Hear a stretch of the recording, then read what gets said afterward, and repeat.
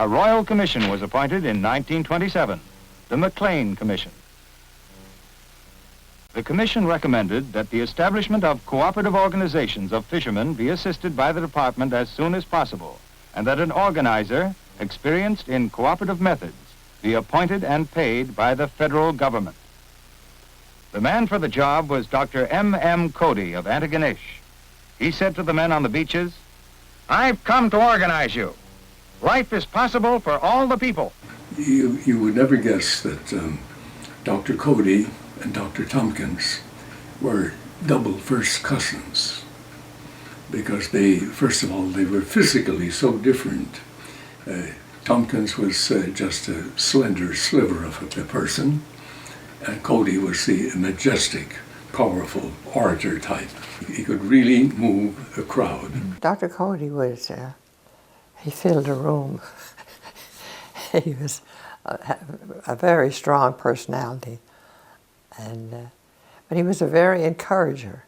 He liked anything, anybody did anything, he would praise it to the highest. He thought it was wonderful.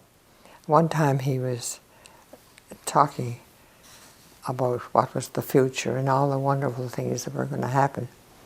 And I said to him, "What would you do if it all failed?" "Oh," he said, "it won't. It's in the cosmic cards." At the University of St. Francis Xavier in Antigonish, Dr. Cody was made head of the new Extension Department, founded in order to bring the university to the people. So the Antigonish Movement basically was this. People have to get on the bit, they have to start studying their problem, they have to become educated themselves. And it was a massively interesting device they chose.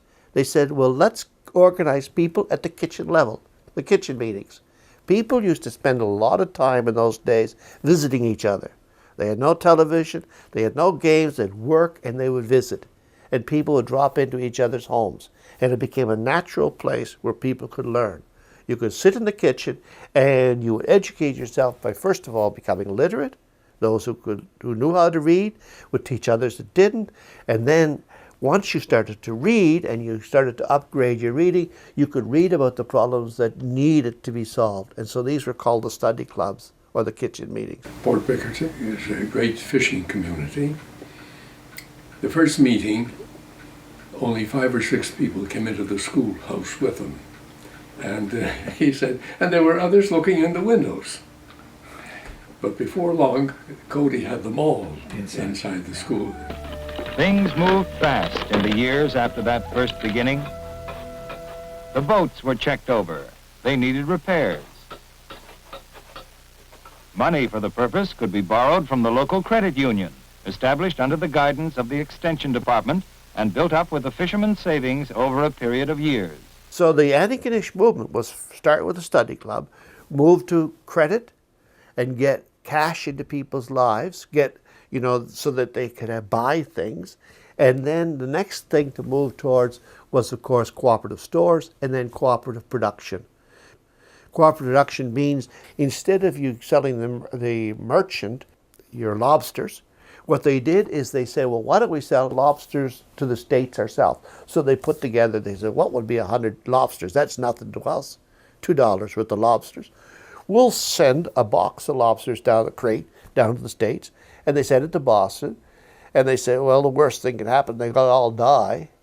Well, they didn't. They arrived there, they were sold on the market, and they got back a check for $28.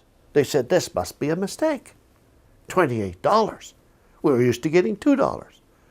So that was that's cooperative production. You cut out the middlemen and you sell them directly.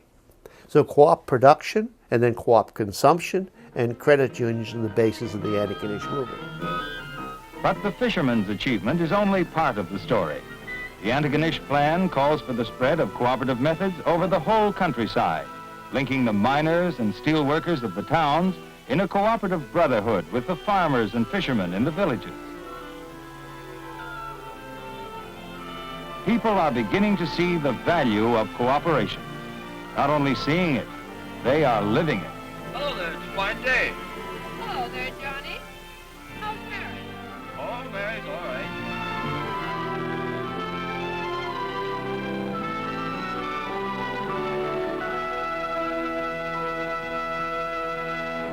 The ladies and gentlemen. As you just heard, we're making our final descent into Addis Ababa. Please ensure once again that your seatbelts are all fastened, any electrical equipment is turned off, and your handbags are stowed correctly. Ethiopia is believed to be the birthplace of mankind and coffee. Welcome to Addis Ababa. Ethiopia, or Abyssinia as it used to be called, is a landlocked country situated in the Horn of Africa. Ethiopia is a fascinating study in contrast. Though it's one of the poorest countries in Africa, it possesses one of the fastest growing economies in the world. 88% of the population is involved in small-time farming. 90% live on $2 a day or less. The average yearly income is $97. These women laborers earn $2 a day. Coffee is the most important export commodity. Ethiopian coffee is wonderful. It's really second to none. Got a nice cherry that has the coffee beans. You'll see 2 coffee beans in the middle of the cherry. So that's what we roast for fine Ethiopian coffee. Jeff Moore started the Just Us Coffee Co-op in Nova Scotia's Annapolis Valley, the first fair trade coffee roaster co-op in North America. The reason why we set up as a co-op was we wanted to be in harmony with the fair trade producer co-ops, where every co-op in fair trade is democratically run and developed in the interests of its member producers. So fair trade producers around the world are operating under the same principle of becoming masters of their own destiny. Jeff is in Ethiopia to check out the harvest and to purchase another container load of coffee beans. Okay. Perfect. Thank you for accepting our price and signing the contract. Tedeschi Mascala is the head of the Oromia Coffee Cooperative Union. It's a union of 29 cooperatives involving some 800,000 families. It's a huge organization, and Tessie runs it with in such a relaxed and capable way. So we have to give awareness, train the farmers, and help them to educate themselves to know how and why they are poor. So once you know your problem, that is where the solution will come from. Sending kids to school and also family planning and also health issues, all these things will come from education. So that's why Oromia is focusing on education rather than exporting their Sounds a bit like Moses Cody. Yeah. The parallels between the social conditions in the 30s in Nova Scotia and the conditions of rural farmers are very similar. These are people who are being exploited by the large corporations that are making huge profits on coffee and these other agricultural products. And because the farmers have no organization, they're very ripe for exploitation, because the co-ops had to fight for all of these things and develop all of this infrastructure to cut out the middle people and allow them to make a decent income from their products. They are my board members. Oh, good.